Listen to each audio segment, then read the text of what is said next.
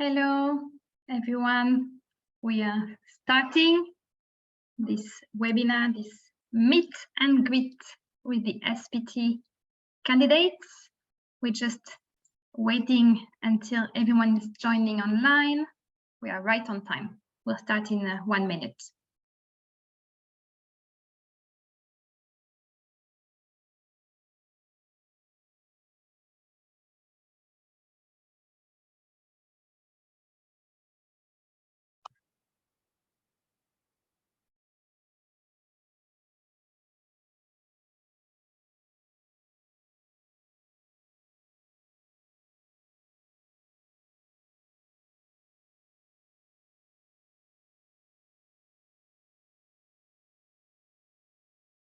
So I've asked all SPT candidates to turn on the video and the microphone. There is interpretation into French, so everyone knows now how it is working. And I'll ask everyone to put on the mute to the microphone. Thank you very much. And I think we can start. So welcome from the Association for the Prevention of Torture in coordination with the Office of the High Commissioner for Human Rights. It's a pleasure to welcome you today to this meet and greet with the SPT, the Subcommittee on Prevention of Torture.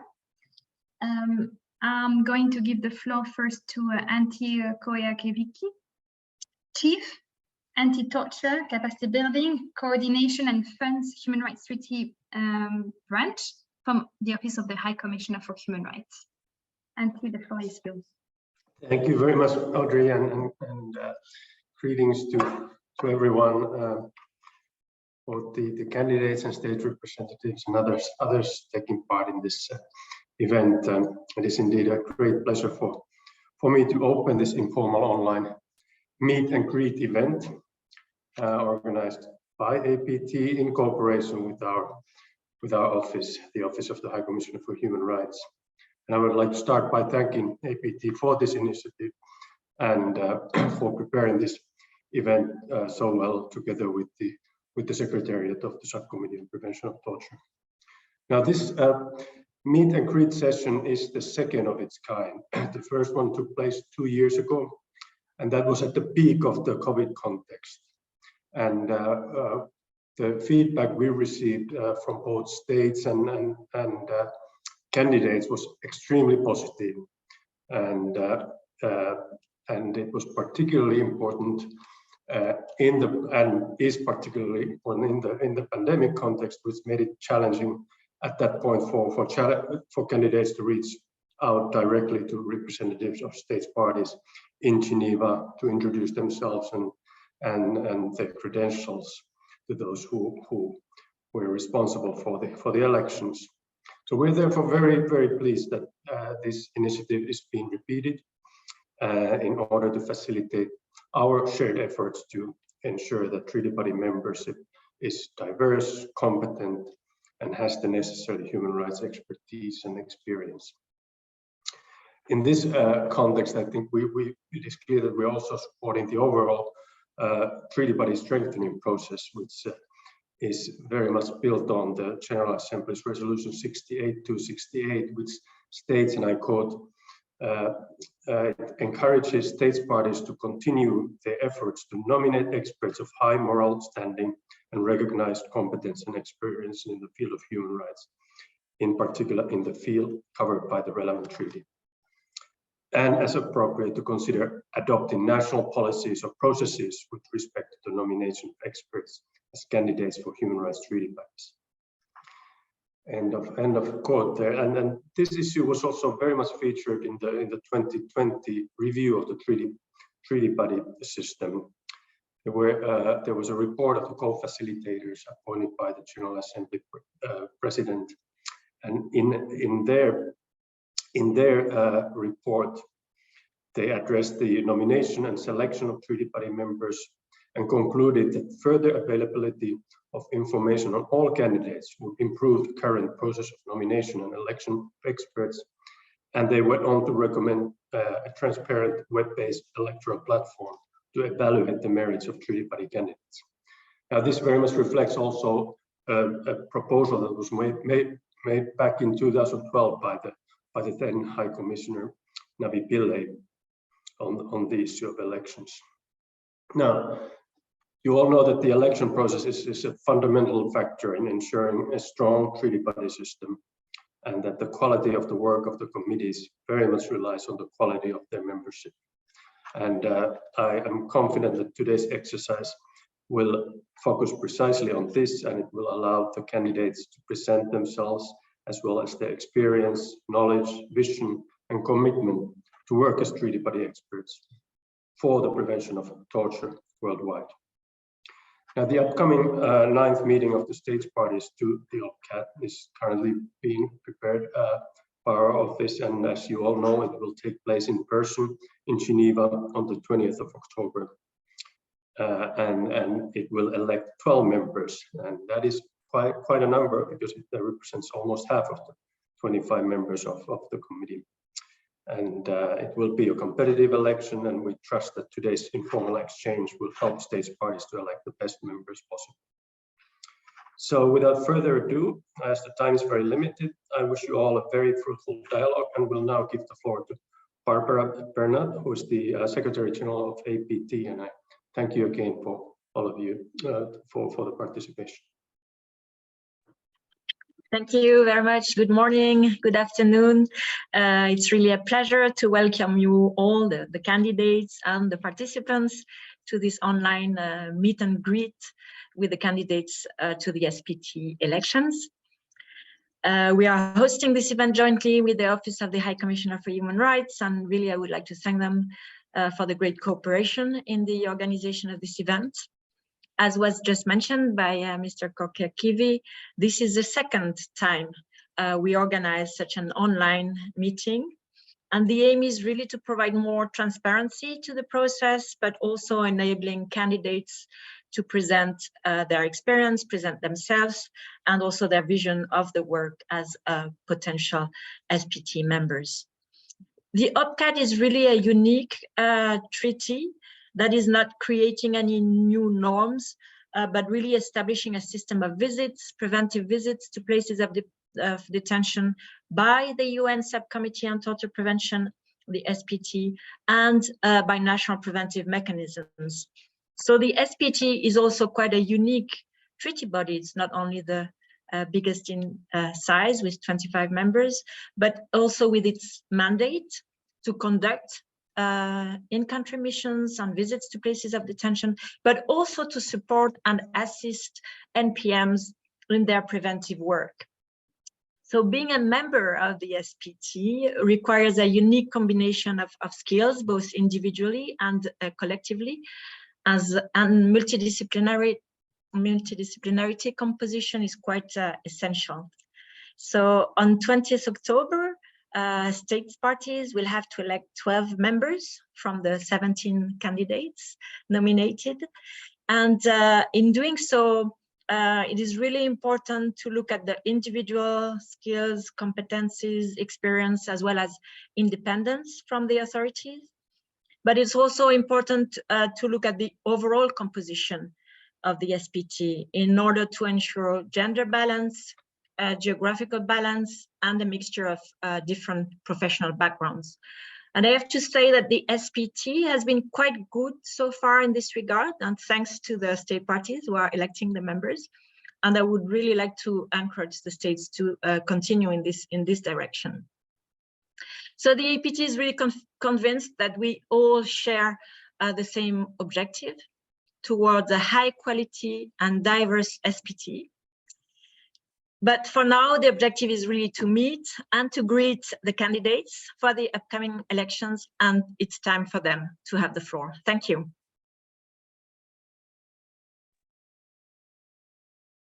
Thank you, Barbara. So exactly, thank you for these opening remarks. So now is the time to listen to all candidates to the Subcommittee on Prevention of Torture. I'm going just to give a few indications about how things will happen. We will hear first from the 15 candidates that accepted to join today. One of them is through video because he's on a mission with the SPT, and another one, Suzanne Jabou, is excused. She's also on a mission with the SPT. Each candidate will be given 3 minutes. There will be a timer on my Zoom screen, and then there will be a session for dialogue. There are 2 ways to proceed with the dialogue. I really would like to encourage our state parties to the OPCAT to intervene, and I can see there are some of you in the attendees, so please raise your hand and just let us know if you want to ask specific questions. And also there is a Q&A in writing for all of you to ask some questions. So first of all, we will give the floor to Ms. Uju Agomo from Nigeria. Your Excellencies, ladies and gentlemen, my name is Uju Agomo from Nigeria.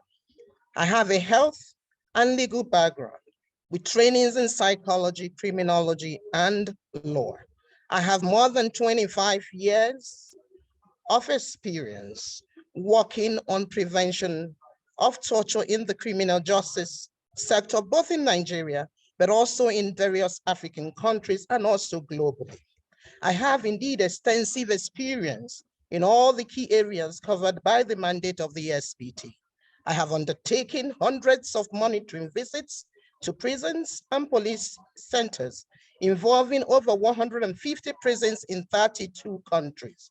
With this experience and my professional background in law and health, I have a unique methodological as well as practical understanding of how to conduct effective monitoring visits. Secondly, I provide extensive technical advisory to state institutions on human rights, justice and security sector reforms. These have led to many positive changes in many countries across the continent of Africa. Key to this achievement is my ability to effectively, and I stress that, effectively and constructively engage government agencies, providing creative solutions that are adaptable to their resource constraints. Thirdly, I am the founder and executive director of a nationwide torture rehabilitation center in Nigeria. Through decades of direct work with torture victims, I am a leading expert in understanding the trauma that comes through this process. And again, the methods that needs to be utilized in documenting this, purely complying with Istanbul Protocol.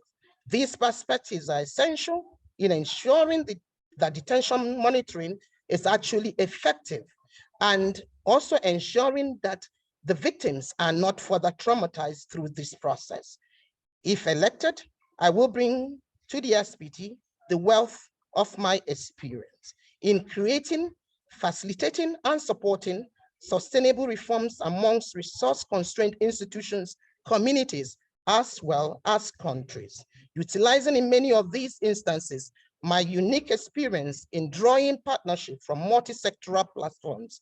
More concretely, I will use my extensive experience across Africa region to create positive change in penal institutions through constructive engagement with national and local authorities to enhance the impact of SPT's engagement with states.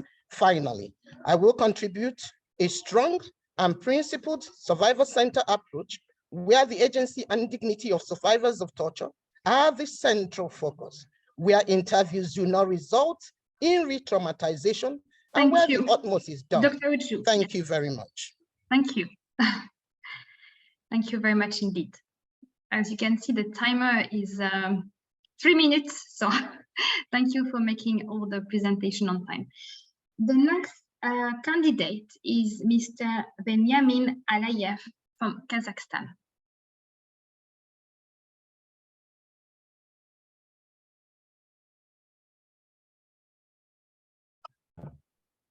Hello, everyone. My name is Benyamin, and I'm from Kazakhstan. I'm working for persons with disabilities for about more than 10 years.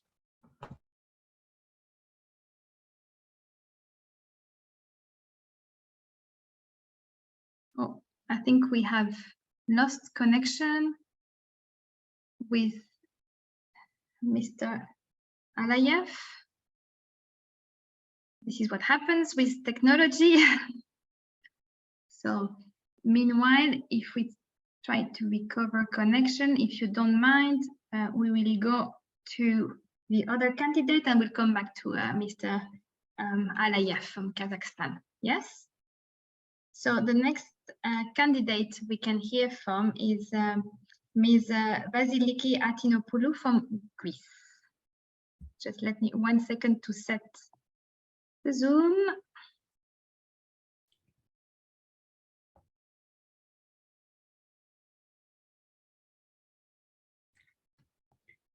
Okay, time started. Thank you very much. My name is Vasiliki Atinopoulou, candidate for Greece at SPT, by professional professor in criminology at the University of Athens, and currently a member of SPT. So based both on my experience as a member of SPT until now, and my expertise in academia, I would like to address 3 critical issues. First, why SPT is an important treaty body for the prevention of torture. Second, what are the lessons learned from my SPT term until now? And third, what would be my contribution if re-elected to the treaty body? I have almost 2 minutes to reply very shortly. So SPT actually is a very important treaty body because its mandate is implemented on the ground, putting the preventive approach of the OPCAT in the field, trying to identify the root causes of torture, the risk factors, and providing recommendations to the state parties. Being a researcher and conducting research in prison settings for many years, I strongly believe in the usefulness of the evidence-based policies. In this perspective, SPT recommendations to the state parties are realistic, effective, and tailored to the state party because they are based on observation, on individual interviews with the people who stay in the places of deprivation of liberty, and on the evidence from the ground. Lessons learned. Being a member of the delegation in country visits, I realized that even in the 21st century, the risk factors that increase the possibility of torture are still present across the world. I also learned that the potential victim of torture could be anyone, but in general, disadvantaged groups within society are more at risk. Recently, I learned the crisis such as the pandemic is a risk factor. So if re-elected, I bring once more my academic and research expertise into the treaty body through adopting a victim-centered approach for the victims of torture and their right to rehabilitation. I will also strengthen my collaboration with the NPMs practically and effectively, and hope you give me the opportunity to move from the rhetoric to reality and from the theory to practice. Thank you very much. Thank you very much. The next candidate, we're still trying to find our candidate from Kazakhstan meanwhile, but we will pursue with the program. The next candidate is Ms. Carmen Comas Matamira from Spain. Thank you very much, Audrey. Okay, thanks very much. Good morning or afternoon to everyone, and thanks very much to the APT for organizing this session of meet and greet. My name is Carmen Comas, and I come from Spain. My background is that of a lawyer specialized in human rights. I have been working for 22 years in a national human rights institution. I was also given by the Ombudsman of Spain the responsibility of launching the MPM in my country, which I had the honor to lead from its beginning in 2009 till 2013. Now I'm currently the Director of International Relations, as well as the Secretary of the Ibero-American Federation of Ombudsman, FIO. This places me in a very privileged position to know very well what is happening with problems concerning detention, notably in the Americas, but not also but not only, also in the rest of the world. I have devoted my professional life to international relations in an institution like mine, which same as OPCAT is focused on the need of building a constructive dialogue between governments and the institution in order to improve the conditions concerning human rights in general and detention in particular. Working for so long in human rights institutions has given me the opportunity to learn and internalize values as independence. It allows to raise the voice in favor of very vulnerable groups that have no voice. I'm speaking about the rights of foreigners in prison, which is something that I normally do. I visit Spanish prisoners abroad, or even issues concerning migration detention, which needs to be paid a considerable amount of attention. It will be one of my priorities should I be re-elected. I have been very committed with the SPT work, and even more in this pandemic, that a time that we have to endure. Unfortunately, we barely could fulfill the main task of the SPT, the visits on the field. We made a lot of paperwork, but this is about practical work. Resuming visits is really important because, trust me, the visits do have impact. I was elected as SPT vice chairs for visits with the challenging task of coordinating the resuming of visits after the pandemic. I believe that thanks to the commitment of all my fellow colleagues and the Secretariat, we are now in the right track. Anyway, I have been deeply involved with the MPMs of countries which I am rapporteur because I'm firmly convinced that the other most important mission of the SPT is to pay them assistance and to help establishing them when they are not. Because we come and go, but they remain on site and have a direct view of the situation. I have also worked in strengthening relations with CAT in my condition of focal point of the SPT, because we all belong to the same system against torture and we have a common goal to eradicate it from the world. I believe that there is still a work to do between the two of us, although we have sowed the seed. Thank you very much. Thank you. The next candidate is Mr. Ahmed Diakate from Senegal.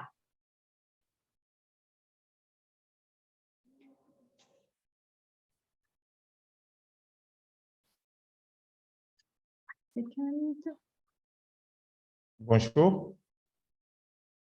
Allô, bonjour. C'est bon. Bonjour. Bonjour, je m'appelle Ahmed Saloum Diakhaté, je suis sénégalais, je suis médecin psychiatre. Donc, je suis actuellement membre du SPT et je suis candidat. Je termine mon mandat et je suis candidat pour le prochain mandat. Au niveau du SPT, j'ai travaillé dans le groupe, dans l'équipe nationale Afrique, et puis dans le groupe HAFT, qu'on appelle le groupe médical, qui a joué un rôle très, très important durant cette période de pandémie.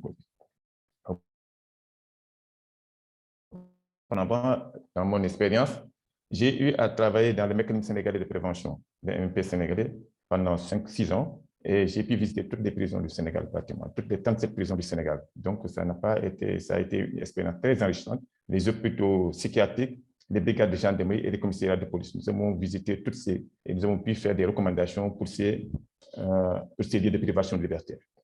Bon, ensuite, j'ai travaillé dans un centre de rééducation pendant au moins une dizaine d'années comme disons, consultant.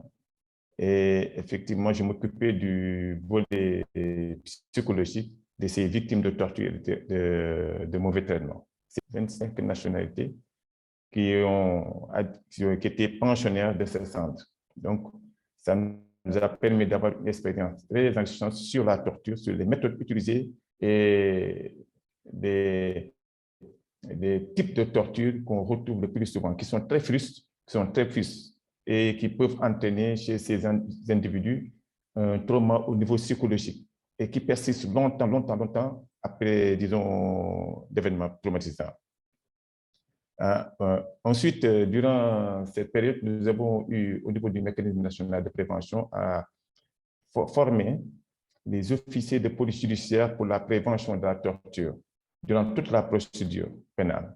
Ensuite, les médecins sur le protocole d'Istanbul, qui est un manuel de référence pour documenter la torture, et éventuellement sur les lignes directrices de Robert Island.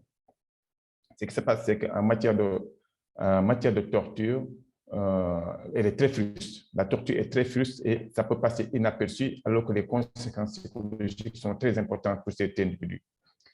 Au niveau du SPT, ce qu'on aurait souhaité augmenter, c'est la présence, le renforcement du mécanisme national de prévention dans les pays. Parce que le mécanisme est le bras et le prolongement du SPT dans le pays. Et son renforcement permet de lutter efficacement contre la torture. Surtout au niveau de ces mécanismes, permettre aussi à l'équipe médicale de jouer son rôle, de ne pas être pour les consultations uniquement. Pardon, merci.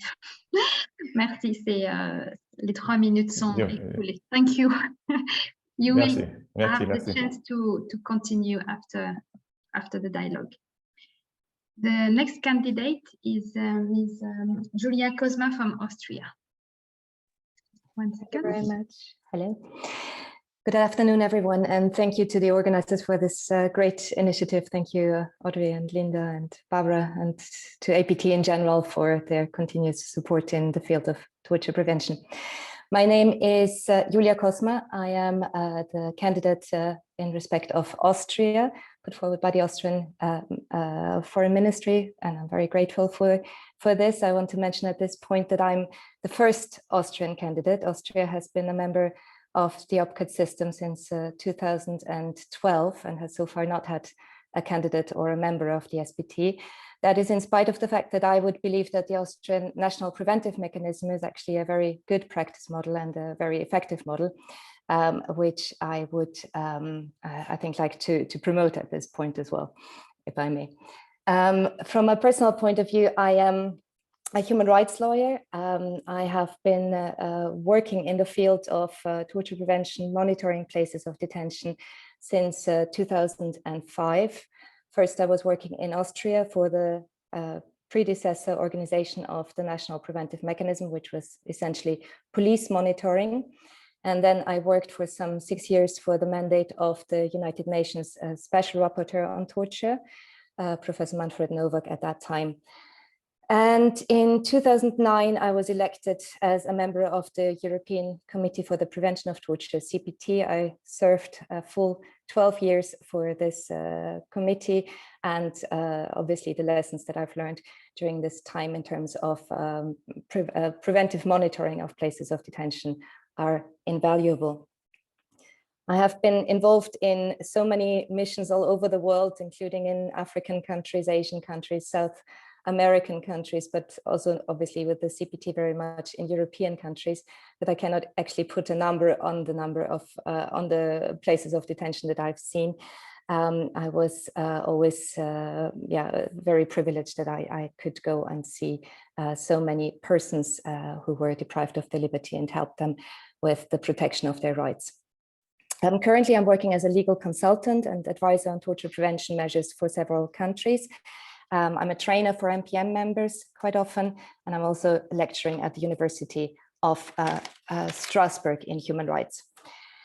My focus, if elected, would be actually on the unique feature of the OPCAT system, and I believe that this is the establishment of the national preventive mechanisms. They are in a very good place to monitor places of detention in their respective countries, in their respective systems. So I would do everything possible to support these national preventive mechanisms to carry out their important mandates. Thank you very much.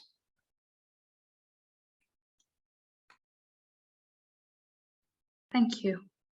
The next candidate is Mr. Nika Karavetskelia from Georgia. Warm greetings to you all. My name is Nika Karavetskelia and I come from Georgia. I hold master's degree in international and human rights law. I have been engaged in human rights protection for 14 years. Since 2013, I have been leading the National Preventive Mechanism of Georgia. Currently, I'm a member of the SPT and the head of its regional team for Asia and the Pacific. In addition, I'm a member of the SPT's working group on health aspects of prevention of torture and an expert member of the OMCT's COVID-19 Crisis Action Group. The work with the multidisciplinary teams of the MPM and the SPT has enriched my skills of handling complex issues related to torture prevention in areas such as penitentiary policing and mental health. I'm strongly convinced that I have enough motivation and skills to contribute to this process if re-elected. To be more precise, I could be particularly helpful and effective during visits to places of deprivation of liberty. And as experience has shown, this should be seen as a core quality of any candidate. My experience acquired during the work with the MPM of Georgia could also be used in the process of drafting specific and result-oriented recommendations, as well as when giving the practical advice to the MPMs. Last but not least, my communication skills and cooperative mindset could also contribute to constructive dialogue between the SPT and state parties. While being pleased to be a member of this important and unique UN treaty body, I'm saddened to have suffered from the limited ability to fulfill this important mandate due to the COVID-19 pandemic.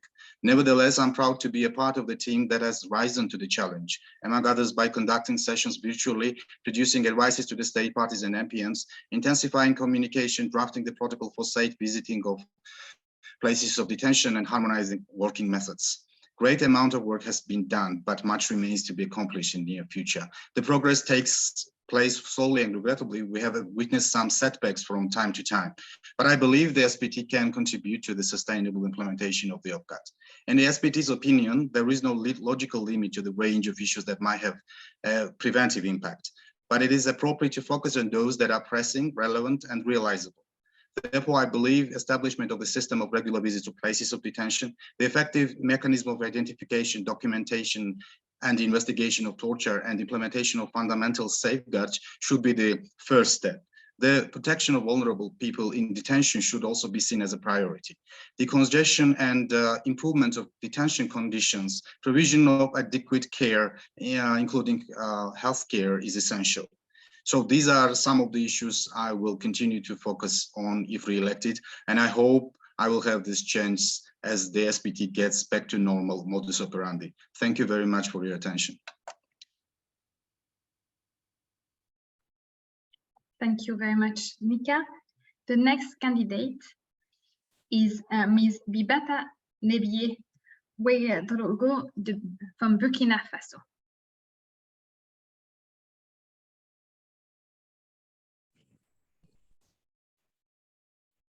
Bonjour, je suis Bibata Nebiye Ouedraogo du Burkina Faso. Je suis magistrat avec plus de 20 ans d'expérience de pratique judiciaire et de promotion des droits de l'homme parce que pendant 4 ans, j'ai été directrice de l'éducation aux droits humains au ministère chargé des droits de l'homme de l'époque. Je suis également engagée dans la formation de mes collègues magistrats pour ce qui concerne la conduite des audiences en matière pénale et dans la formation des étudiants pour ce qui concerne le droit processuel, notamment le droit, tout ce qui tourne autour des procès. Actuellement, je suis la secrétaire générale du ministère en charge de la justice et des droits humains de mon pays. Et en cette qualité, je suis au cœur de la mise en œuvre des recommandations des organes de traité pour ce qui concerne les droits de l'homme. Également, je suis au cœur de l'activité en ce qui concerne l'humanisation des prisons dans mon pays. Et ma conviction par rapport à la mission du sous-comité pour la prévention de la torture est que l'éradication de la torture dans le monde exige une combinaison d'actions de prévention à travers une surveillance quasi permanente des lieux de détention des personnes détenues, mais également une réponse judiciaire efficace aux besoins de justice des victimes et enfin, une mise en œuvre efficace de leur droit à la réparation. À ce titre, une de mes priorités, si je suis élu membre du comité, sera le renforcement des capacités, des moyens d'action des mécanismes nationaux de prévention de la torture, qui pour moi constitue un relais efficace du sous-comité au niveau des pays. D'ailleurs, j'ai eu une très bonne interaction avec le mécanisme, la Commission nationale des droits humains du Burkina Faso, qui abrite le mécanisme national dans notre pays, en ce qui concerne la facilitation des visites des lieux de détention au niveau de notre pays. Je pense également qu'un des défis à relever en ce qui concerne les États engagés dans la lutte contre le terrorisme, c'est de leur rappeler de veiller au strict respect de l'interdiction absolue de la torture et de les sensibiliser sur le caractère très grave du crime de torture. Je pense, si je suis élue, que mon expérience en tant qu'acteur judiciaire, très rompu aux questions de procès, mon expérience en tant que promotrice des droits de l'homme en général et des questions concernant la torture en particulier, et mon expérience en tant que formatrice peut être d'une grande utilité au sous-comité. Merci à tous. Merci. Right on time. Thank you very much. The next candidate, if I manage to find him, because yeah, is Mr. Oini Kwao Didi Sanvi from Togo.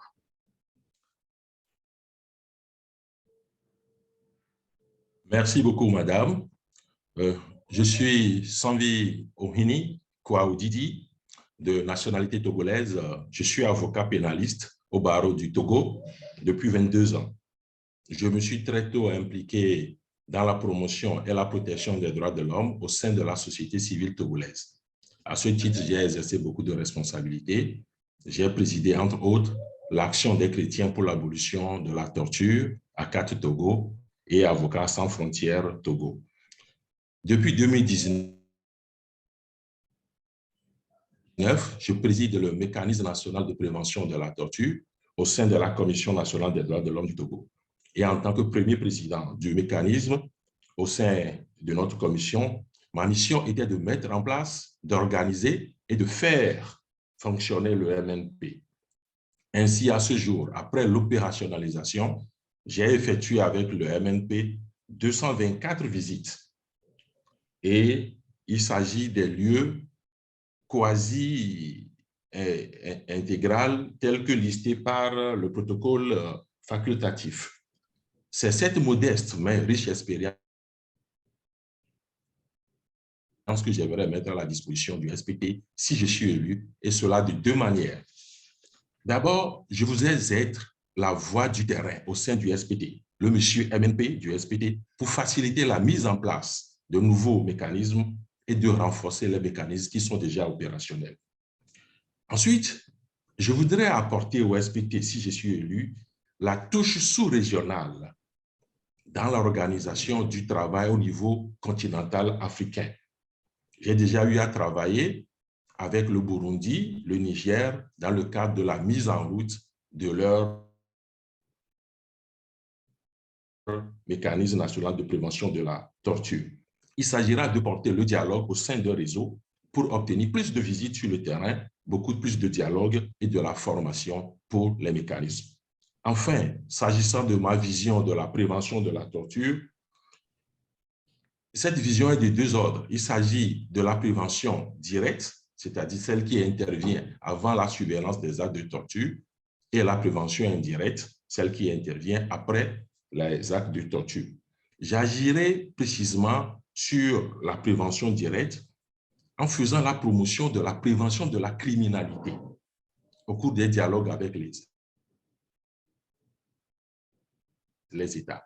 Parce que ce qui amène fondamentalement les gens dans les lieux de privation de liberté, c'est d'abord la criminalité. La plupart des gens sont des délinquants. Alors, enfin, je travaillerai également avec les MNP et les États partis pour les familiariser avec les principes de Mendes qui sont relatifs aux enquêtes et à la collecte d'informations dans le cadre des enquêtes policières. Merci. Voilà ce que je ferai. Merci beaucoup. Merci. Merci beaucoup. Thank you. Before we move to the next candidate, may I kindly remind you that you have a Q&A as well, where you can ask questions. And for our participants from state parties to the OPCAT, You will also have the opportunity to ask questions if you raise your hand. The next candidate is Mr. Andrew Christopher Nissen from South Africa, who is actually, I think, on the road to a mission. Thank you so much for joining us and for this commitment.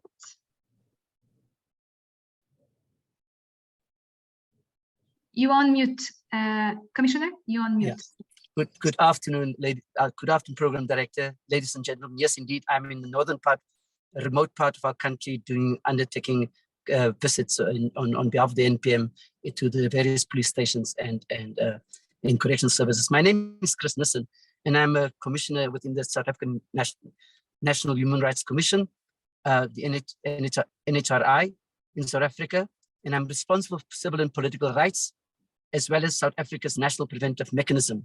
I have practical skills in diplomacy and multilateralism through my experience working in government and the private sector. I have spearheaded the establishment of South African NPM, multi-body entity, which was designated in July 2021 under the coordination of the NHRI. The NPM designation came after undertaking some comparative assessments with other jurisdictions through a project with the support of the European Union delegation to South Africa. The outgoing EU ambassador to the Republic of South Africa, His Excellency Dr. Marcus Cormaro, described this project as one of the best investments in South Africa. Within a short period of time, we have managed to undertake a baseline assessment mapping South Africa's detention architecture. This has been a useful tool in framing the thematic approach to the South African NPM. Of course, we've been able to do this through various engagements, such as continuous interactions with the SPT, the regional office of the High Commissioner for Human Rights, government and civil society, both locally and internationally. I wish to express my gratitude for this nomination that I believe is indeed a great opportunity for the SADC regional representation, noting that geographically the sub-region is currently not represented in the SPT. I'm also grateful because as a former political prisoner, I've experienced a real life experience of torture and the many forms of torture. And therefore, in doing so, I want to highlight the following priorities. Priority number one, as a human rights activist, I will strive to promote human-centered approach to the torture prevention. The often neglected elements of oil treatment will be a fundamental priority, and the constructive dialogue element must also focus on changing human behavior. Priority number two, an increased collaboration with civil society and NGOs is vital for both the SPT and NPMs. Their close proximity to places of deprivation of liberty and people who are deprived of liberty calls us to increase collaboration. As an example, I've led the Civil Society Monitoring Advisory Committee in South Africa, constituted by more than 400 partners, particularly during the time of COVID. Throughout my election to the SPT, I hope to use my position to extrapolate the lessons we have learned in our journey and promote ratification and implication of the OPCAT across the SADC region, including through engagement with National Commissioner. Thank you. Thank you. Thank you very much. Thank you, Commissioner.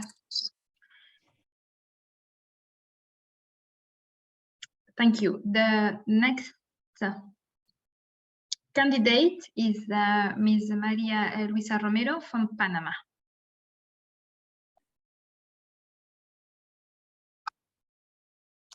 Thank you, APT, Office of the High Commissioner, and state parties for this opportunity. My name is Maria Luisa Romero. I am from Panama, and I'm hoping to serve a second term in the SPT. I am a lawyer specializing in human rights. I've dedicated most of my career to the defense of the rights of people deprived of liberty. I have worked with universities and civil society, leveraging at the government level and at the regional, inter-American, and universal UN human rights systems. My research and recommendations to Panama regarding our prison system led to my appointment as Vice Minister and then Minister of Government of Panama, which provided me with the opportunity to oversee for 4 years and always with a human rights focus our prison, both for adults and juveniles, and issues related to refugees, indigenous peoples, local justice, and emergency management. During that time, we designed and helped pass legislation to establish a civil career for prison professionals because I believe that education and training are key in torture preventions and to make prisons more humane. Panama also established its national preventive mechanism through legislation that I helped push. More recently, as a human rights consultant, I have worked on formulating policy recommendations regarding COVID-19 in prisons in Latin America. And also I've led a multi-state study on the use of force and social protest in the region that will be published next month.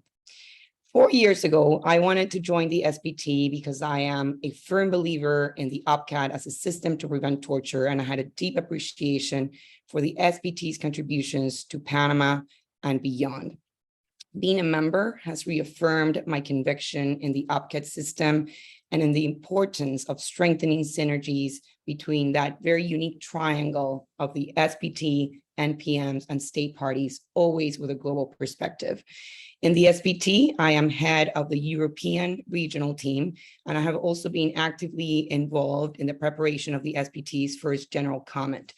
If re-elected, beyond completing work on this general comment, my priorities will be to continue contributing to the establishment and strengthening of NPMs, as well as to issues very relevant in the monitoring for prevention, such as transparency, training of professional staff, administrative detention of migrants, use of force and weapons, always with a special focus on the particular needs and risks faced by vulnerable groups such as women.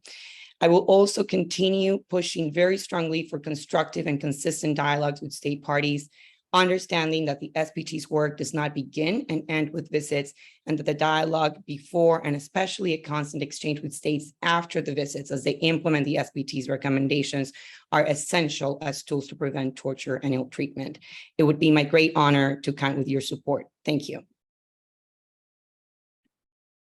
Thank you. The next candidate is Ms. Elina Steinerte from Latvia. Thank you very much. My name is Elina Steinerte. I'm a human rights lawyer and academic with a career devoted to the promotion and protection of human rights and rule of law, with specific focus on torture prevention even before OPCAT came into force in 2006. And since then, since its coming into force, I have worked extensively on the effective implementation of this instrument globally, as well as supporting then the newest treaty body, the SPT, through the so-called OPCAT contact group in the remit of a very high-profile research project, which was run by the University of Bristol. I thus worked very closely together with Professor Sir Malcolm Evans, who was the long-standing chairperson of the SPT.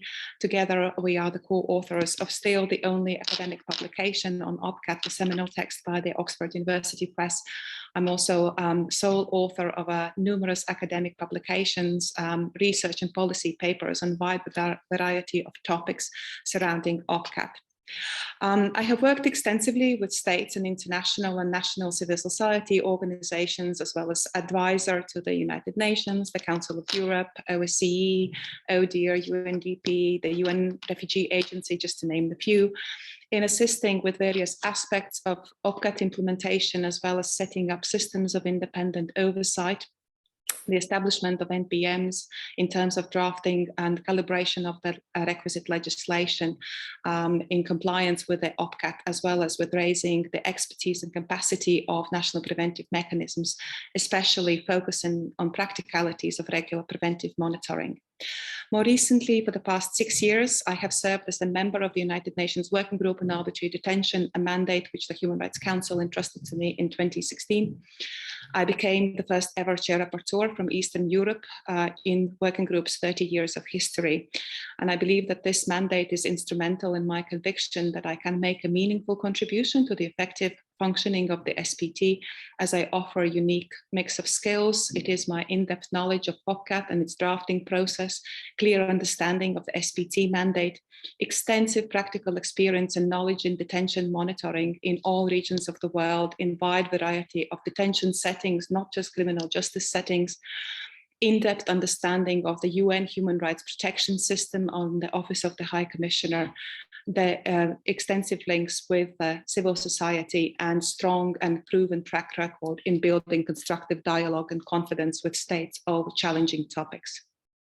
My key priority as a member of the SPT will be the capacity building of the NPMs, which in my view are the heart of the OPCAT, as they can provide real solutions, regular oversight, and engage with authorities in the light of geopolitical context of each individual country. Thank you very much. Thank you, Elina. The next candidate is Ms. Anica Tomcic from Croatia. Thank you. I would like to thank you for this opportunity to present myself and my competence. My name is Anica Tomcic from Croatia, a member of the National Preventive Mechanism, legal advisor to the Ombudswoman. I completed Master of Law dissertation, jurisprudence of the European Court of Human Rights and functioning of the bodies in Southeast Europe for prevention of torture. And actually I'm a PhD student about police powers and human rights. I'm in the field of torture prevention more than 15 years. I started in 2007 as a legal advisor for the free legal aid to victims of torture in a project financed by the UN Fund for Victims of Torture. Later, because before leaving Macedonia, I have been invited by Macedonian Ombudsman to establish first national body for prevention of torture in North Macedonia, where I was 5 years. During this period, I create methodology of preventive visits of Macedonian NPM, conducted more than 150 visits, and I wrote 5 annual reports covering all places of deprivation of liberty. From 2015, I'm a member of Croatian NPM, and I have carried out numerous regular follow-up and ad hoc visits to all places for deprivation of liberty.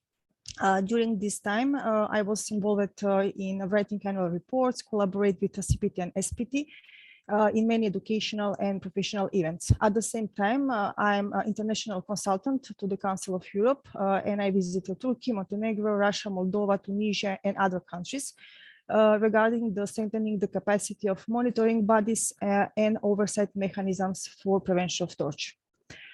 In 2013, I was one of the initiators of the creation of the Southeast European NPM network, which today is perhaps the most effective in general, and counts 13 NPMs from the region, from Austria to Greece. I'm most proud of this network that has organized around 25 different meetings and joint visits in places of deprivation of liberty during these 9 years.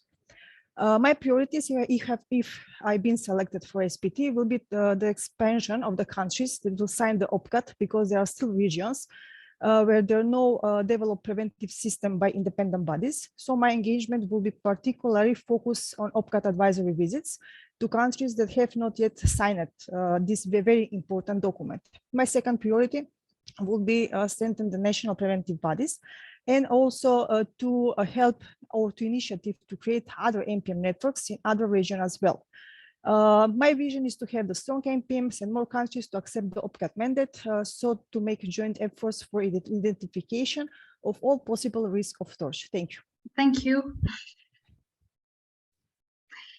Thank you, Anica. The next candidate is speaking with us through video, as is currently on a mission with the SPT. So I will share the video. And I hope it works fine. Good afternoon. My name is Juan Pablo Vegas, and I am an SPT expert from Peru. I thank APT for giving me the opportunity to address a few remarks in this meeting. I would have loved to join live this event, but I am in Ankara beginning an SPT visit to Turkey. To begin with, I would like to say that it has been a privilege for me to serve as a member of the SPT for the last 4 years. I am convinced of the added value of the unique nature of the SPT's mandate. Regarding the visits undertaken by the SPT, its core function, I should say that the more than 80 missions that have taken place since 2007 verifies the dynamism of the largest and most singular treaty body. Also, The subcommittee has engaged proactively with state parties for the designation of their national preventive mechanisms. During my term, I was particularly honored to contribute to the work of the SPT during the pandemic of COVID-19, which proved that our treaty body is able to show creativity when faced with great challenges. In the same vein of creativity and persistence, I feel proud as rapporteur for Brazil to have accompanied for over 2 years the successful efforts of civil society and other stakeholders. Yes, I think this is the video that we got, and unfortunately it got cut. But we thank you for the efforts to share the video while on mission. The next candidate is Mr. Musheg Yekmanian from Armenia. Thanks a lot. Thank you very much, Audrey. Nice to see many familiar faces here. I'm Musheg Yekmanian. I'm Armenian-Belgian national, and I hold a master's degree in international human rights law. And I worked as a human rights lawyer for the last 20 years. And I'm also a member of the EU expert panel on implementation of torture regulation. I started my career with the OSCE as a human rights officer, and this was a time when I was sent, worked in the field mission in Armenia, and was a time when the country has acceded to the Council of Europe, and the penitentiary system was transferred from the Ministry of Interior to the Ministry of Justice, and a lot of reform effort went into creation of monitoring boards and creation of civil society monitoring for the penitentiary institutions. I was part of that negotiation team, and at the end, I was one of the authors of the regulation of the civil society monitoring board. Right after that, the country, after ratification of OPCAT, I was one of the promoters also of the MPM creation in Armenia the way it exists now.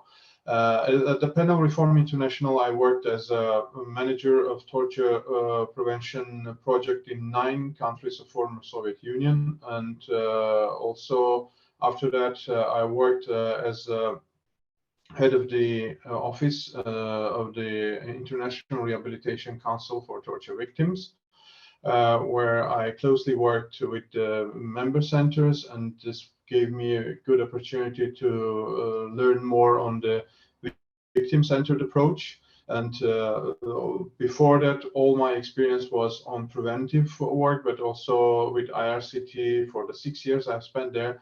I learned a lot on the rehabilitation and the aspects that otherwise were not known, and I'm very much thankful for IRCT for all that knowledge.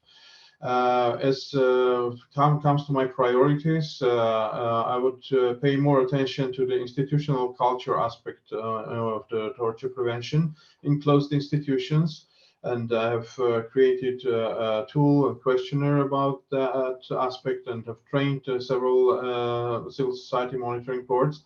Also, part of the incentives should be looked at to pay more attention to the systemic resistance and corruption within the penitentiary system, plus the importance of access to quality healthcare and quality food. Thank you very much.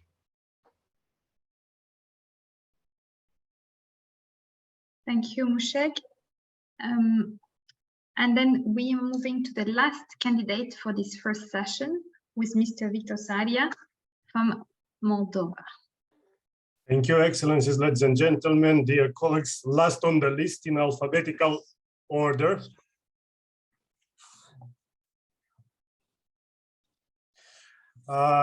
If you allow me, I'm nominated by the Republic of Moldova for these elections. I'm a lawyer with 22 years of experience in human rights and criminal justice area. acting as independent consultant and expert for several UN agencies, Office of High Commissioner for Human Rights, UN country teams, Council of Europe, OSCE, Penal Reform International, other institutions in torture prevention area, monitoring places of detention, strengthening the national human rights institutions and NPMs. Relevant skills for professional dialogue with the authorities, for dialogue with the NPMs, for capacitation of the NPMs, I obtained in various assignments in 52 countries, different regions of the globe. It's to mention in this context also the sensitiveness to the peculiarities and cultural context. Extended field expertise in torture prevention based in places of detention I obtained during my consultancy work, but also as a member of the European Committee for the Prevention of Torture. I was member from 2013 to 17 and being re-elected this year. I'm well aware of the peculiarities of the SPT and of the UN system in general, serving as member of the SPT from 2013 to 17, being re-elected in 2017, and my colleagues entrusted me the role of the member of the Bureau and the vice chair on the NPM issues. Being committed to human rights, to UN values and principles, to Addis Ababa guidelines on independence and impartiality of the members of the human rights treaty bodies. Regarding torture prevention, the experience of the SPT, but also of the other monitoring bodies, shows clearly the impact of the effective safeguards. And usually we speak about access to doctor, lawyer, relatives, but not necessarily only.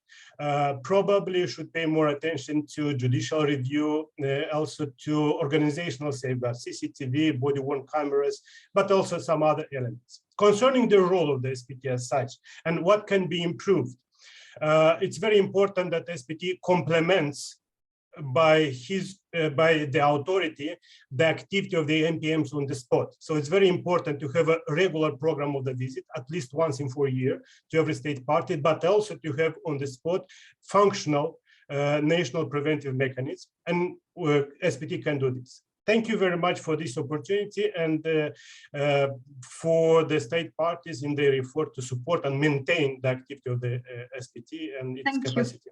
Thank you. Thank you. Thank you, Victor. You will be given the mic, the first. After. Thank you. So with this, we have ended the first round of presentation of all the candidates to the SPT.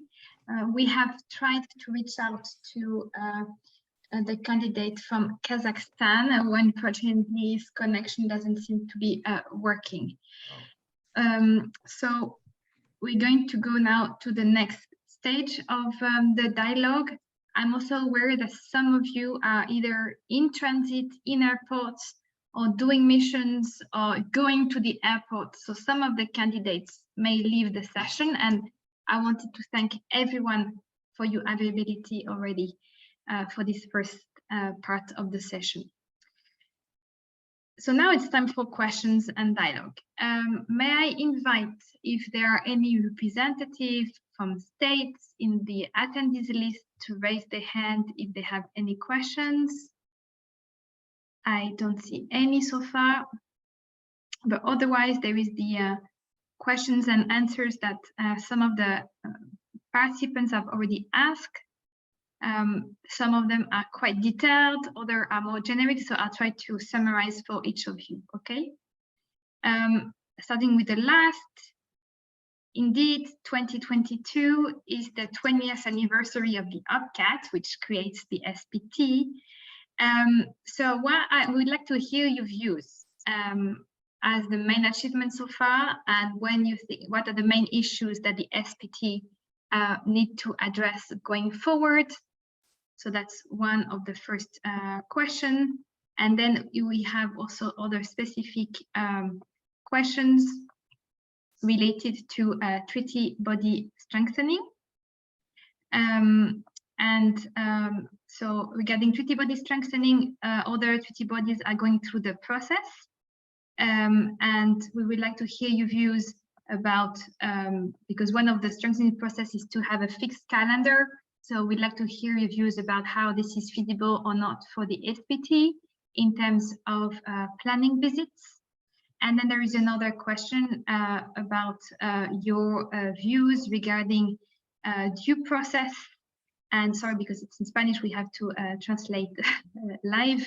And the fact that sometimes it's not respected in terms of ensuring that consequences of torture and treatment are really duly investigated.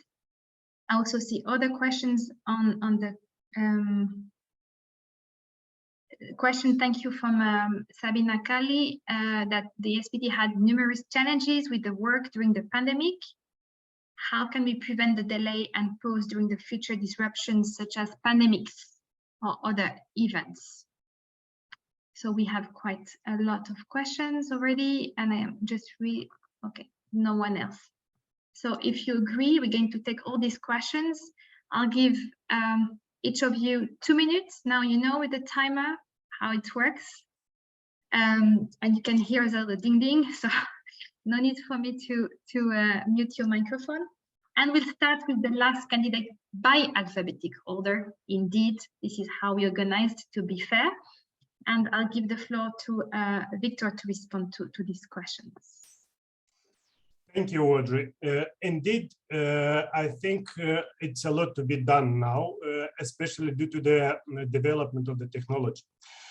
Nothing will change the direct contact of a monitor with persons deprived of liberty. It's not possible to do monitoring remotely. But what's possible is to train, to have dialogue with authorities, with civil society, with relevant representatives of vulnerable groups and their organization, to try to implement effectively the recommendations formulated by the SPT, by the NPMs. And here, it's a chance, but it's also a challenge. Correspondingly, I think we spoke and touched upon about the relevant safeguards, including the role of judiciary. So here it comes with due process, but also it's important to ensure that SPT is able to perform visits at least once in 4 years in every state party, and probably it's wise to include also the approach of the European Committee having ad hoc visits. It's not about regularity. Sometimes it's very important to act at a relevant moment, including in support of the national preventive mechanism. So regularity once in 4 years for the SPT visits, and then also using as much as possible the existing opportunities and creating new opportunities to be in permanent dialogue with the NPMs. Permanent meaning not once in few months, but literally permanent. We can do a lot together, meaning follow-up activities, joint visits, conferences, seminars, including involving academia. So it's a lot of potential. If to keep it very short, SPT regularity, NPM strengthened, and permanent cooperation with other UN agencies and partners. Thank you. Thank you. Musheg, would you like to respond to these questions? Yes, actually, thank you very much for putting forward the questions. I think what was already said, I could agree more with the approach that work with civil society and with other players in torture prevention is important. And especially for the country visits by SPT, where meetings and information exchange with the civil society and national preventive mechanism is a key to get into the bottom of the issues and things. But also, I think there are other parts of the society, like those who work on the part of providing healthcare and health support to the closed institutions, and also their records.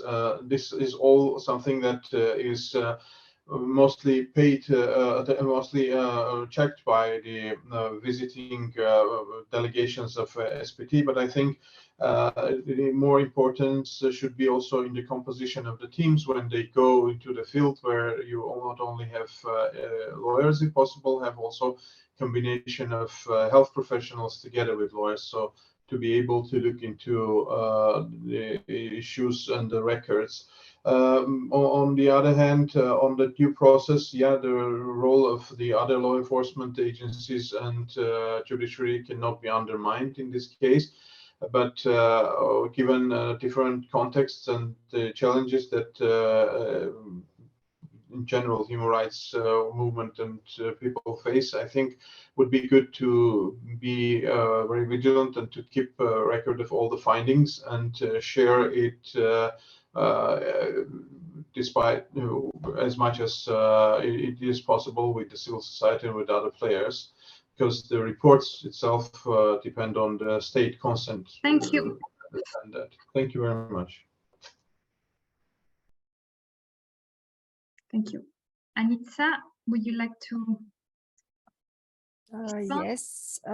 So on the question how we can prevent the delay and pause during some future disruption, I can say that we must to build strong NPMs, National Body for Prevention of Torture, and in this way SPT to have a partner in the way when we have some situation of the border, closed borders and any other issues who can in some way delay work of the SPT. But however, for me, maybe because I'm more than 10 years in NPM, for me it's important to build this partnership, stronger partnership between the international bodies and national preventive mechanisms, because it's not enough one time in 4 years to visit some countries, and sometimes it's important national bodies to follow up recommendations by SPT and CPT. For me, prevention is not also only the preventive visits. Here we have education, support and constructive dialogue with governments for a necessity of respecting the human rights for all people deprived of liberty. For this reason, it's very, very important to have strong national bodies. Regarding the question about the achievements, because we have 20 years of the OPCAT, I can say that first achievements that we opened the doors of closed institutions. So this is very important. Until now, we have almost 100 countries who ratified the OPCAT and maybe some 70 countries who designate NPMs. So this is a very big achievement from this point of view. But also we have issues. We still have countries who ratify the OPCAT and not designate NPMs more than 10 years. And we have countries who still not accept and ratify the OPCAT. Thank you. Thank you. So next candidate on my list, I think it's Elina. If you want to respond to questions. Yes, thank you very much, Audrey. Thank you for the pertinent questions. Yeah, I think turning to the disruptions of COVID, I don't think it is possible for anyone to say with certainty that something very similar might not come our way again. But I think all across the board, in every aspect of life, in our personal lives, in our professional lives, in the lives of the UN treaty bodies and special procedures, very important lessons have been learned in terms of how to adapt in this to this very unusual situation. And I must agree, I completely support what my learned colleague Tomšić just said before me. I too see the national preventive mechanisms really as key to any torture prevention system. And I think the role of the NPMs in the context of pandemic became particularly important because these are the bodies that were physically able to visit a place of deprivation of liberty with certain regularity, which was not an option for the SPT. But to this end, I think it was also very important and encouraging for the SPT to show its support to the NPMs, to make it clear from the very outset of the pandemic, from the very outset of the lockdowns being imposed across the world, that the states are to ensure regular oversight and that the COVID must not be used as an excuse to deprive places of of this independent oversight. In terms of the 20 years of achievement, that's a very loaded question, but I think the achievement and the challenge is the same. It is ensuring independent oversight in place of deprivation of liberty across the board, not just criminal justice sector, not just prisons and police cells, psychiatric institutions, social care homes, immigration detention, drug rehabilitation centers, places where we didn't have oversight, and in regions of the world where the tradition of independent oversight perhaps was not so entrenched. So I think it's achievement, what has been achieved. But as again, my learned colleague already said, still more work needs to be done to cover the regions where that is still to become a reality. Thank you. Thank you. Maria Luisa, would you like as well to provide comments? Yes, please. Thank you. Regarding the question on due process, the SPT has always emphasized in its visits and through its work with NPMs the importance of investigation of allegations of torture and the fight against impunity as a prevention tool. Definitely the abuse of pretrial detention has been identified as a cause for overcrowding, which can very likely lead to high rates of incarceration and abuse. And I think that the SPT needs to continue working with states and NPMs to explore alternatives to detention, both in the pretrial phase and also to serve sentences. Regarding the question on the 2020 review, the big challenge for the SPT has been to fit in within this treaty body strengthening, because we are such a unique human rights treaty body. Like several of my colleagues have mentioned, we have visits at the core of our mandate. It's not just a regular schedule of review, but we do believe it is possible, and this is what we have planned for. Definitely we need more resources, and I also believe the SPT needs to be more creative in order to use the limited resources we have more efficiently, and we're working on that. But I think we as an institution, we're definitely committed to achieving this regular review. As head of the European regional team, I have continuously emphasized that there are 40 state parties in the region, the largest by far, and we have 19 countries that have never been visited. So this is definitely a challenge that we understand. I think this fits in with the question about the 20th anniversary for OPCAT. We have important achievements in the establishment and strengthening of NPMs, but we definitely have to increase our capacity to do more visits and to follow up after the visits with states in that constructive dialogue. And regarding the pandemic, I would reiterate what many have said. I think the SPT learned tremendously from the NPMs, and I think that's a good sign. So I think strengthening them is really one of our biggest challenges. Thank you very much. Thank you. I'm not sure that Chris Nissen is with us because I think he had to leave as he was on a mission. So I'll give the floor to Mr. Oimi Kwaodidi Sanve from Togo, if you want to comment. The floor is yours if you would like to. Oui, bonjour. J'ai eu une coupure là. Je n'ai pas bien percé la question. Il y a eu une coupure là. Si vous pouvez me reprendre rapidement la question. Je n'ai pas bien perçu. Il y a eu une coupure. OK. No problem. Il y avait 3 questions. Can I say that in English? Can you hear the translation? Vous pouvez entendre l'interprétation? Oui, yes. OK. Oui, so there are 3 main questions. There is a question about the anniversary of the adoption of the OPCAT. It's been 20 years. What are the main achievements according to you? There is a question about the treaty body strengthening process and how does the SPT fits within that, in particular regarding planning of visit and whether it's feasible to adopt a regular schedule of visits by the SPT. And there is another question regarding due process and the lack of investigation, the lack of respect of the presumption of innocence, and what is the view regarding that from the SPT?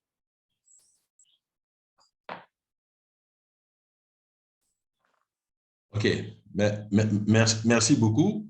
Rapidement, je dirais que le protocole facultatif a mis en place 2 piliers. Il y a le SPT et les MNP. Donc, au niveau national, nous avons le mécanisme qui fait le travail de terrain et qui est un organisme très, très, très important pour faire avancer le travail sur le terrain. Malheureusement, il y a beaucoup de pays qui n'ont pas encore mis en place le mécanisme, ce qui pose un problème. La mise en place est très faible. Par exemple, au niveau africain, nous avons en tout, si mes idées sont bonnes, 11. Donc, il y a un problème. Si le processus a été adopté pour faire des visites de terrain, que très peu de pays ont adopté, ont mis en place le mécanisme, ça pose un certain nombre de problèmes vis-à-vis même de l'article 17 de l'OPCAT. Donc, il y a un travail à faire à ce niveau-là pour que nous puissions faire les visites. Et si on doit s'attacher à l'OPCAT, l'objectif principal, c'est uniquement les visites. Donc, il me semble qu'aujourd'hui, il faut tout mettre en œuvre pour renforcer ces visites-là et améliorer la situation dans les lieux de détention. En principe, tout ce qui concerne les cas individuels ne relèverait pas de la compétence du RPT, mais plutôt serait reversé aux commissions nationales des droits de l'homme pour le faire. L'essentiel, c'est les visites pour améliorer la situation, trouver les causes structurelles de la torture pour pouvoir améliorer rapidement cette situation-là et faire avancer les choses. Donc, voilà rapidement le commentaire que je peux faire à ce niveau. Merci beaucoup. Thank you. Ms. Bibata Nebi, would you like to add something? Oui, je veux bien. Oui. Oui, je veux bien, je veux bien. Et sur la question du 20e anniversaire du protocole facultatif à la Convention contre la torture, je voudrais être d'accord avec tout ce qu'on a dit par rapport aux défis à relever. C'est vrai qu'au regard du nombre de parties, d'États partis à la Convention, le sous-comité a d'énormes défis à relever en ce qui concerne les visites sur les lieux de détention de l'ensemble de ces pays.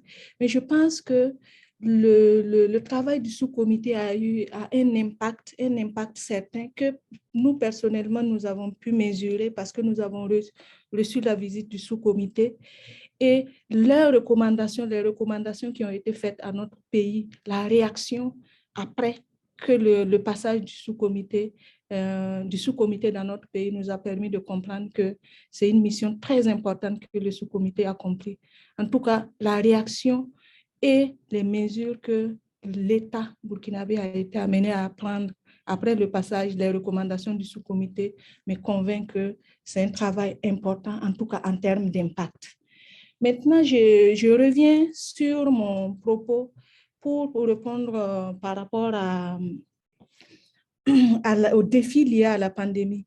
Je l'ai répété, avec la pandémie, le sous-comité aura sûrement des difficultés pour se déplacer, comme les uns et les autres l'ont relevé. C'est pour ça qu'il faut renforcer, comme je l'ai dit, les mécanismes nationaux. Ce sont des mécanismes indépendants, en tout cas s'ils sont mis en place dans des conditions telles que le veut le protocole, qui sont indépendants et qui sont à mesure de prendre le relais au cas où le sous-comité ne pourra pas se déplacer, prendre le relais, faire des visites et puis apporter un appui au travail du sous-comité. Et je profite. Merci. Merci. Merci. So we are getting to almost the end with 5 more candidates, so please remain with us online. This is a very interesting discussion. Mr. Mika Karavetskelia, do you have something to add? Would you like to respond? Thank you very much, Audrey. I'd like to just, well, much was said by other candidates, but to start with the lesson we have learned through this pandemic, obviously we had some time, the positive aspect to work on documents, internal documents, on working methods, and so on and so forth, to seek alternatives to fulfill our mandate. But of course, it goes without saying that the on-site, the visits, that they are the key aspects, and this is what makes the OPCAT system unique.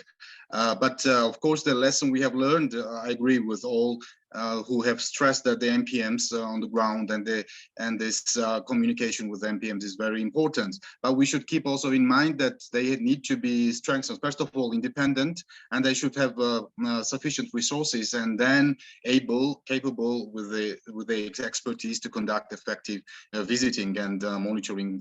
So basically, this is what we should look at. But what is also a lesson we can just learn, and I think we need to make more emphasis on preparedness, not only for the treaty bodies, but for all. And when it comes to places of deprivation of liberty, the preparedness is essential. And where this preparedness is lacking, of course, then there is the resort of this cutting the isolation contact with the outside world. Sometimes this being manipulated and sometimes misused. So basically, this is very important that we concentrate on this, and these advices the SPT has already provided is very important in this direction, that we are prepared for future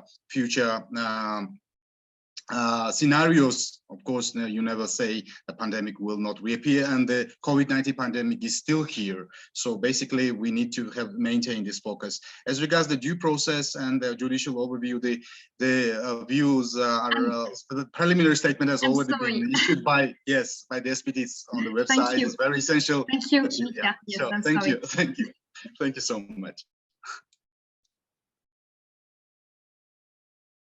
Ms. Julia, you would like to comment? Thank you, Audrey. Thank you. I think there's very interesting questions. I would like to start with the one by Senior Hirsch about the question of due process. And I completely agree that the consequences of a lack of respect for due process can be just as devastating as an act of torture, or even worse. I have met so many people who have said, like, yes, maybe I have been beaten by the police, but this is not very important to me. What is important is that I'm innocent in prison, that I don't have a chance to come out, that I rot here for years without any possibility of rehabilitation. Having said that, I don't think it would be helpful to dilute the definition of torture and the question of ill treatment, those very clear definitions, with the lack of due process, etc., although the consequences can be severe as well. I would rather promote, as an SPT member, a more global rethinking of punishment and imprisonment in general, and put a focus on functioning processes as well as rehabilitation in the criminal justice system. And then for the other questions, much has been said already. I think that, yes, regular visits would be desirable. At the same time, obviously, anybody that is conducting visits needs also a certain flexibility to react to situations that are coming up at short notice, and they cannot be pre-planned. Disruptions will happen again. Mostly they are due to shortage of resources, not so much about the pandemic. Yes, the pandemic was special, but the resource question is a much more pressing one, I think, and this is also the main challenge for SPT. We have to think outside of the box. How can we be helpful and work as SPT members outside of visits and meetings, and still be useful to national preventive mechanisms? Thank you. Thank you. Then I'd like to ask whether Mr. Ahmed Diakate would like to contribute as well to these questions.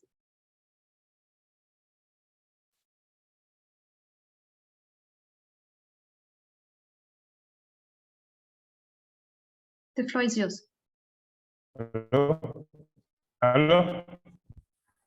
Allô? Oui, on vous entend. Effectivement, merci beaucoup. Le SPT a joué un très grand rôle durant cette période de pandémie. Donc, c'est avec le SPT. Des visites ont été programmées et certaines n'ont pas pu être faites, mais on a été obligés de travailler de façon très étroite avec les MNP pour leur permettre de faire le travail, même si ce n'est pas des visites, mais que ça puisse avoir un impact au niveau des personnes qui sont privées de liberté. Parce que durant cette pandémie, ceux qui étaient privés de liberté étaient dans une situation encore plus de vulnérabilité. La vulnérabilité était plus importante. Donc, le SPT a beaucoup travaillé sur ça. Moi, pour le SPT, ce qu'il faut faire, moi, je pense qu'il faut quand même qu'on essaie de tout faire pour augmenter le nombre d'États qui ont ratifié. Aider ces États-là qui ont ratifié à pouvoir mettre en place un MMP qui rentre dans le champ du traité. Parce que si le MMP ne rentre pas dans le champ du traité, on est obligé de rejeter cet MMP ou bien leur dire exactement ce qu'il faut faire tout le temps des discussions. Il faut comme tu vois réactif. Dès que l'État ratifie le MMP, il faut que au moins le SPT envoie une mission pour voir exactement comment aider cet État à intégrer le champ de l'OPCAT au niveau de son tête. Ensuite, pour ce qui est du renforcement, il faut renforcer les mécanismes. Les mécanismes sont très importants. Ils sont vraiment le bras et, disons, la ligne, la présence du SPT au niveau national. Il faut renforcer, leur permettre d'être fonctionnels. Merci. Thank you. Merci. Then I'd like to ask whether Ms. Carmen Comas Mata would also like to bring her views to the discussions. Yes, thank you. Of course. Well, most of things have already been said by some of my colleagues and predecessors. I would like to start with the thing about the difficulties that we have encountered in pandemics. We were aware of that, and that's why we prepared a protocol for visiting places of deprivation of liberty during the pandemic. The initial idea was to make this protocol for us when it was the time to resuming the visit, but we also saw that in contact with the NPMs, it was a tool that they could need because it's very important to have to respect the principle of no harm, both for the NPMs and also for the SPT. As per the needs to address forward, we need more creativity. We need to do more with less because times is the end of the abundance, as the French president said the other day. So it's very important to have the involvement, not involvement only of the member states, but also involvement of us. We need to deliver reports on time because slow justice is no justice, but it can be said the same about MPMs, about SPT. SPT reports must be given on time because otherwise the things that we see in our visits can be useless. So that is very important. And it gives me to the question of the strengthening process. We know that the SPT is a unique treaty body, is completely different, but we need to fit inside the system because otherwise we can be seen as outsiders. And this is really dangerous. So we need to tackle this thing and to have a more or less foreseeable cycle of visits so that states know that we can be there at any moment. That's a preventive effect. Thank you very much. Thank you. And we are moving now to the last candidate by alphabetical order. Yes, Ms. Vasiliki Atinopoulou, would you like to also give the closing views? Well, thank you very much indeed.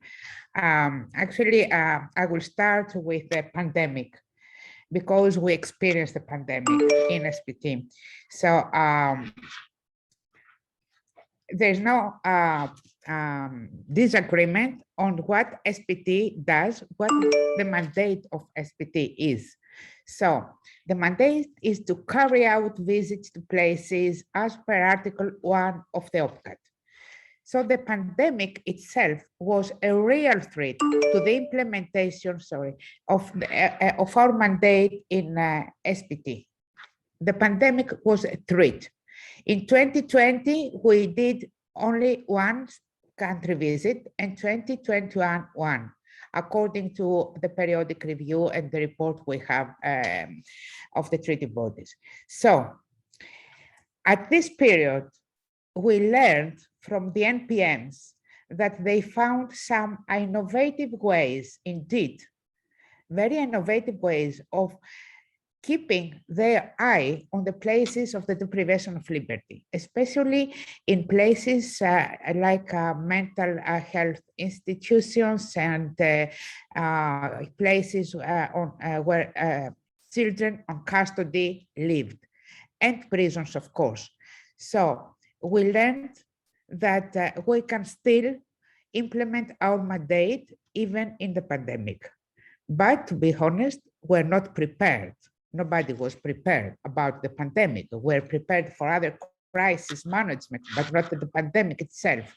But now we have a kind of experience, we have the protocols. Actually, I was one of the members of the delegation that during the pandemic visited places of deprivation of prisons in one mission. And yes, but the whole world, it's not a pandemic. It was something. Thank you. Okay. Thank you so much. Thank you. I'm very sorry. This is the timer. Okay, you're right. Well, with these last words, I wanted to thank everyone for their contribution. I can also see that there are still some discussions going on in the queue and the questions and answers. But we can give this meeting to a closing. So I'd like to thank on behalf of the APT, and if you allow me, Antti, on behalf of the Office of the High Commissioner for Human Rights, a warm thank you to the candidates for your flexibility, for waking up very early, for our colleagues from Latin America, or for those of you who've been on trips, on travels, in airplanes, in different sessions. Thank you for joining us and for accepting to respond to these questions, to give your vision, your priorities, and how you see your work going as a SPT member. Unless, Antti, you have some final remarks, I'd like to wish everyone good luck with your respective campaigns. We really also wanted to organize this meeting to give equal chance to everyone. That's why we are doing this online as well. To equal chance for those of you who cannot travel to Geneva and meet with the different diplomats. So thank you for accepting this offer and for sharing your views. We'll be looking very closely at the results of the elections on the 20th of October. Thank you and have a nice afternoon, evening, or morning. Bye-bye. Thank you. Bye-bye. Thank you very much. Thank you for this opportunity. Thank you. Thank you all. Bye. Bye. Thank you.